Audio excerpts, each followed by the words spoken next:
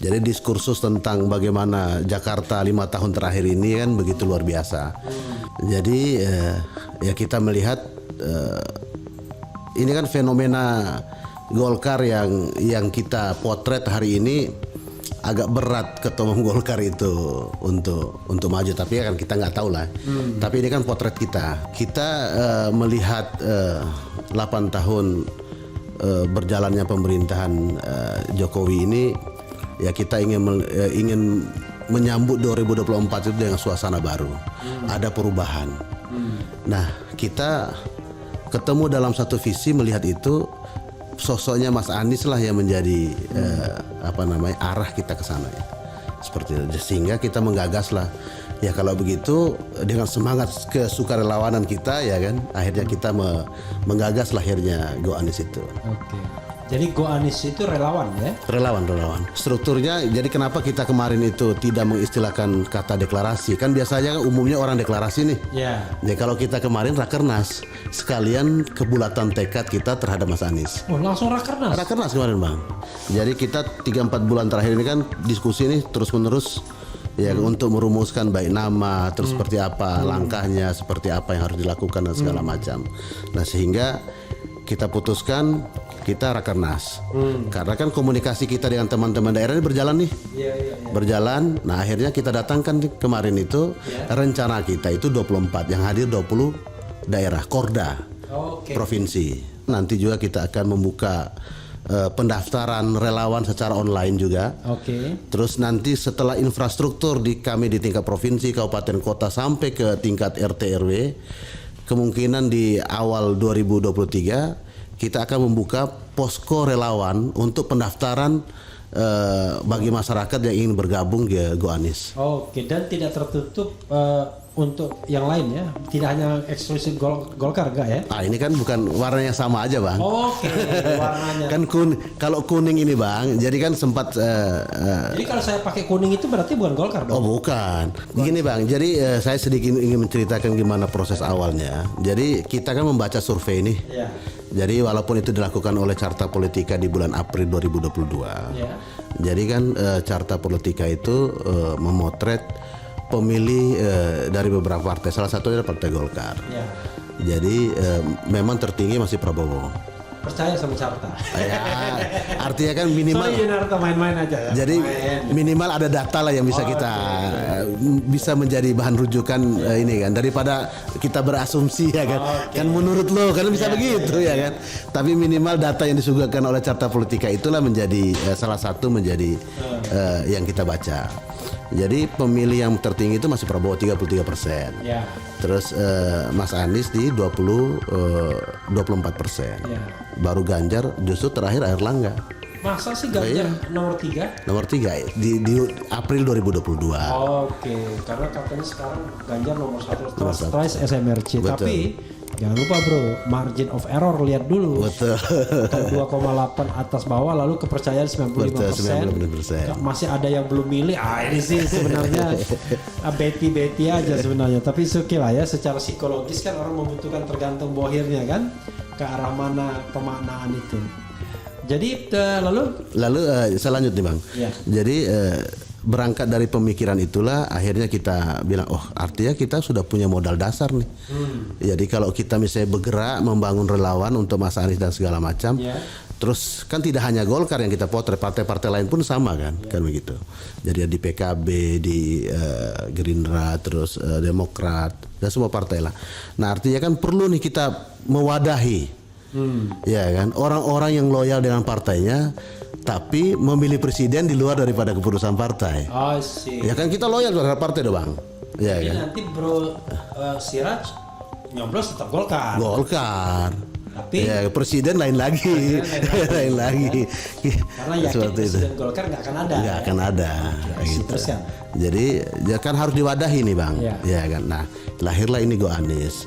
Nah perdebatan kita melahirkan Go Anies, kata oke lah sudah sepakat kita, namanya bagus, milenials ya kan, Go ya kan, artinya kan pergi maju ya bersama Mas Anies ya kan. Terus akhirnya merumuskan gimana warna dan segala macam. Ya kan dari semua warna itu yang kita suguhkan. Dan yang menarik hanya warna kuning, Bang. I see. Jadi Golkar nggak boleh marah. Ya kan, warna kuning ini ya kan, udah saya bilang tadi ciptaan Tuhan. Jadi tidak boleh diklaim bahwa ini adalah propertinya Partai Golkar. Toh juga kita tidak membawa lambang atribut Partai Golkar. Ya kebetulan saja warna yang sama, pilihan kita di warna kuning. Jadi berapa bro sekarang yang terdaftar? Ya kalau ini setelah hari Minggu kemarin tanggal 23 kita deklarasikan, bukan kita rakernas, dan ada 5 poin kebulatan tekad, nanti saya bacakan. Kebulatan tekad kita terhadap mendukung Mas Anies. Jadi di Seninnya sudah capek saya melayani teman-teman yang pengen gabung dari semua, baik tidak hanya Golkar, partai-partai teman-teman saya partai lain pun, ya di luar daripada Golkar pun banyak sekali yang menghubungi untuk menjadi bagian daripada Go Anies ini.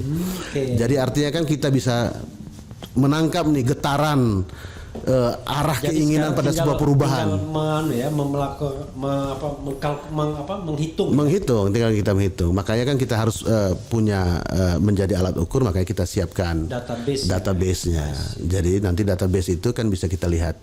Kan nanti kan sekarang kan sistem keanggotaan itu kan sudah bisa secara digital, tidak perlu lagi harus yang by card orang kayak begitu. Bro, kemarin kan rakernasnya di Bidakara. Berapa yang hadir manusianya? Kalau yang hadir karena kita undang secara terbuka ya, undang terbuka, dan kita mengundang juga tokoh-tokoh senior-senior kita yang bisa kita jangkau dan segala macam. Jadi ya simpatisan Mas Anies yang hadir itu ya mau 500 lebih lah tadi kemarin yang hadir. Di Bidakara. Dikasih makan semua ya? Kasih makan lah. Kan acaranya siang harus dikasih makan lah. Orang tanya dari mana dananya? Sumber dananya? Yang namanya relawan otomatis biaya bersumber daripada anggota yang ada. Jadi artinya kan kita saweran. Kalau yang bersumber dari Bohir itu namanya bukan relawan. Bukan relawan. Kerja, itu kerja namanya. Dapat honor ya. Dapat gaji dan dapat honor. Ngomong hal yang ngeri-ngeri sedap ya. Anda nggak khawatir tuh Anies nggak jadi nyalon? Ada 2 faktor kan. Satu ya tentu yang namanya Nasdem kan cuma 59 kursi, kurang 56 kursi kan, 115. Harapannya sih Demokrat sama PKS. Yakin tuh Demokrat PKS nggak dibajak, apalagi misalnya ternyata wapresnya bukan dari salah satu partai atau salah satu partai tapi yang lainnya ngambek. Coba itu dulu yang dijawab. Menjadi yakin itu karena kenapa kita mendirikan Go Anies, karena ada keyakinan. Jadi berangkat dari keyakinan itulah ya kan akhirnya kita tidak ada lagi untuk jalan untuk kembali kan begitu. Terus yang kedua ya kan kita harus membaca situasi, kan tidak mungkin Nasdem sekonyong-konyongnya selevel Pak Surya Paloh, Bang Surya mendeklarasikan Mas Anies tanpa kalkulasi yang begitu luar biasa. Itu kan sangat memalukan sekali bagi Nasdem ya kan, tanpa ada kalkulasi seperti itu. Nah, toh kemarin juga kan kita ada beritanya dan Mas Anies juga mengupload di Instagramnya pertemuan dengan AHY, PKS dan Demokrat. Nah, sekarang kalau Anda ingin memilih, Anda lebih suka Nasdem dan Anies? Saya bilang Nasdem Anies lah ya. Berkoalisi dengan siapa? Kalau Anda mau milih? Dengan Demokrat dan PKS itu cukup, Bang. Cukup ya. Dengan Golkar nggak boleh ikut? Lebih baik, justru Golkar itu kan tadi saya bilang berangkat dari hasil survei Carta Politika itu kan orang memotret bahwa pemilih Partai Golkar di 2019 itu ya lebih banyak memilih Anies, jauh lebih menguntungkan bagi Partai Golkar. Ya efek ekor jas itu kan, jadi kotel efek itu, jadi artinya bahwa memilih Anies itu jauh lebih rasional dan jauh lebih menguntungkan bagi Partai Golkar. Bro, kalau kita bicara calon wakil presiden, ya kan? Nah, ini kan banyak spekulasi mengenai cawapresnya Anies. Pertanyaan saya kepada Bro, Anda lebih cenderung di antara partai koalisi yang kemungkinan PKS Demokrat atau di luar partai koalisi? Kalau kita Go Anies hanya melihat di Mas Anies saja. Jadi kalau Mas Anies mau memilih siapapun ataupun partai politik, pokoknya Mas Anies di situ kita mau siapapun pilihannya. Dari nama yang beredar tidak perlu kita sebut satu persatu. Jadi kita ikut saja. Pokoknya relawan ini untuk Mas Anies menjadi presiden. Pilpres itu sudah ditentukan pemenangnya, terutama Pilpres 2014, 2019 yang 2 calon. Udahlah, ngapain gitu. Anda yakin bahwa Pilpres itu memang bisa disetir hasilnya? Bisa, ya maksudnya begini Bang, kita harapkan karena ada pengalaman di 2019, 2014. Iya. Nanti di 2024 itu yang paling penting itu adalah kesadaran dan partisipasi Bang. Oke. Jadi kalau kesadaran orang untuk melakukan pemantauan, menjaga dan segala macam ya kan. Jadi kalau kan ini nggak bisa lagi kita duduk di rumah nih Bang. Iya. Jadi nanti kalau orang ingin melakukan perubahan, orang harus keluar dari rumahnya untuk mengatakan ini adalah perubahan. Dengan membuktikan di TPS nanti memilih Mas Anies. Terus yang kedua, menjaga proses pelaksanaan pemilihan suara maupun penghitungan suara itu. Oke. Jadi partisipasi itu yang kita butuhkan nanti. Oke, di TPS Anda menang. Tapi kan kalau di PPK tiba-tiba suara berubah, Kan sekarang kan mekanisme teknologi kan sudah canggih Bang. Oke. Ya kan, artinya kan tidak mungkin juga partai-partai itu kan pasti mengirimkan saksi yang nah tinggal memang yang harapan kita adalah mekanisme penghitungan itu mungkin yang dirubah, mungkin secara digital atau seperti apa, kita nggak paham lah Kalau nanti. kita tanya misalnya salah satu pasangan calon kemarin, dia yakin dia yang menang? Ya kan semua calon harus yakin menang Bang. Oke, ya, betul. Sampai kemudian KPU Betul. menentukan. Sama dengan kita Bang, Ya. kita mendirikan Go Anies ini karena ada keyakinan kita menang.